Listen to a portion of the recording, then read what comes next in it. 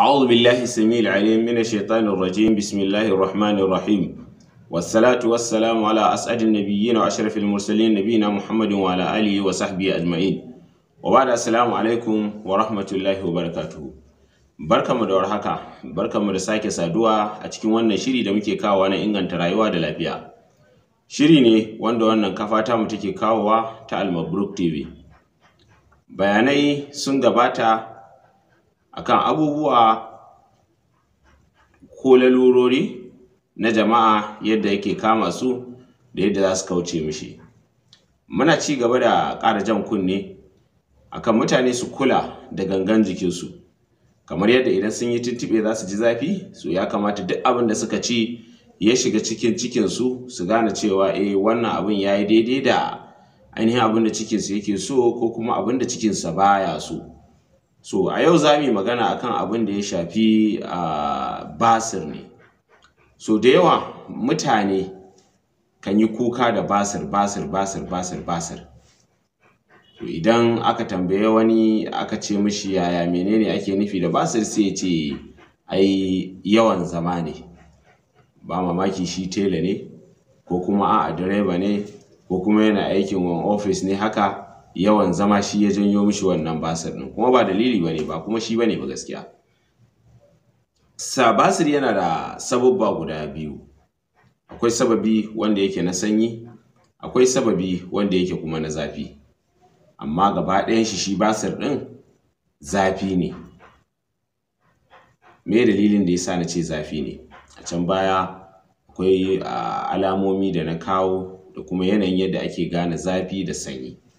Amma ba wani abun nan bane, a yanzu zan ƙara bayani akai. Mutane su gane duk ciwo idan dai har yana zafi, ko da sanyi ne aka ce ma yana zafi, so akwai inda ya tsaya. Ainihin sababin ya zama sanyi ne amma kuma ya ƙare da me? Da sanyi. Sababin na sanyi ne ya ƙare da zafi, ko sababi na zafi ne ya ƙare da zafi. To basir zafi ne. Dalili ko shine dukkan wani wanda yake ƙoƙarin ya kiyaye kanshi daga basir, abu na farko ya ci abinci akan lokaci. So da yawa mutane kan ci abinci da safe, daga cin abincin nan musamman mata sai su kwanta bacci. Nan inda suka ci abinci, maybe sun yi aiki, sun gaji, an sallami yara makaranta da waye da sauransu, sai a faɗi sai bacci. Abincin nan bai narke ba, an kwanta. Haka kuma da daddare ba za a ci abinci ba sai karfe 9, 9:30 ko 10 sannan za a ci abinci. A ce ana so a kwanta karfe 11 ko 11:30 ba ko 12. So wannan matsala ce kwarai da gaske, tana sabbaba basir. Hanyar da mutum yake ɗaukan basir: ka ci abinci a cikinka, abincin da cikinka baya so, walau cikin na da zafi, ka ƙara mishi zafi, sai ya zamanto basir ɗin ya fito. Saboda me? Ainihin uwar hanjin mutum, inda gaba ɗaya abincin da ka ci idan ya tattara yake tafiya can, zai je ya taru. In har bai samu hanyar da zai biya fita ba, to dole zai ringa ɗumama duburan mutum. Daga nan ne sai a ce akwai basir mai fitar baya, akwai basir mai tsiro, akwai basir mai ƙuraje, akwai basir mai wacece, akwai dukka. Gaba ɗaya abin daga ciman mu ce da kuma yanayin ɗabi'ar cimar ita kanta. To idan mutum yana so basir in dai ba wai wanda yake da tsiro bane ko ƙuraje ko kuma yana fita, to babban abin da ake bukata da mutum ya yawaita shan ruwa.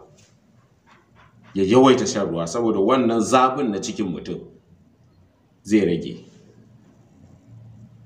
Sannan ruwa yana da fa'ida sosai a jikin ɗan adam.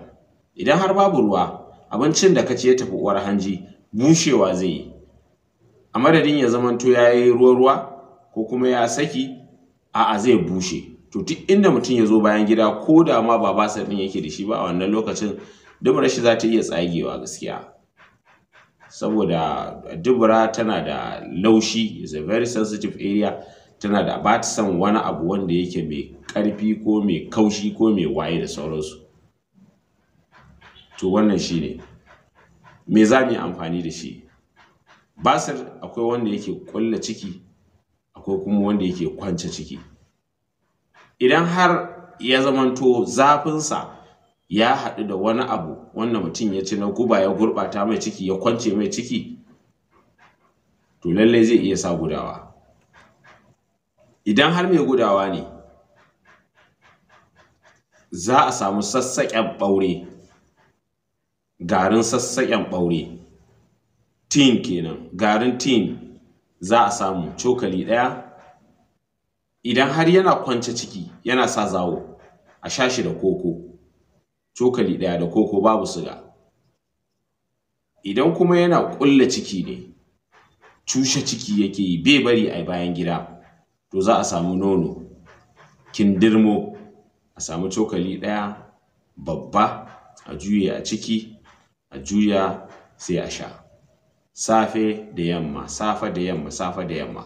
In Allah ya so ya yarda a ranar da mutum ya sha shi ma in baya bayan gida zai samu ya bayan gida. Amma mutum ya tabbata cewa ya yawaita shan ruwa. Babu yadda za a yi mutum ya ƙaurace ma basir ko ya kiyaye kanshi daga kamuwa da basir, ko in ya kamu ya warke ko da magani yake sha ba tare da ya matsa da shan ruwa ba. Za mu zo mu yi bayani yadda ruwa yake maganin basir ba tare da magani ba. Basir kuma ko da wani iri ne. Insha Allah. Na ku har kullum Zakariya Haruna Abdullahi. Ku biyo mu a shiri na gaba, za ku ji wa'innan cikakkun bayanai. Kar mu manta mu ci gaba da subscribing da sharing da kuma comment. Wassalamu alaikum wa rahmatullahi wa barakatuh.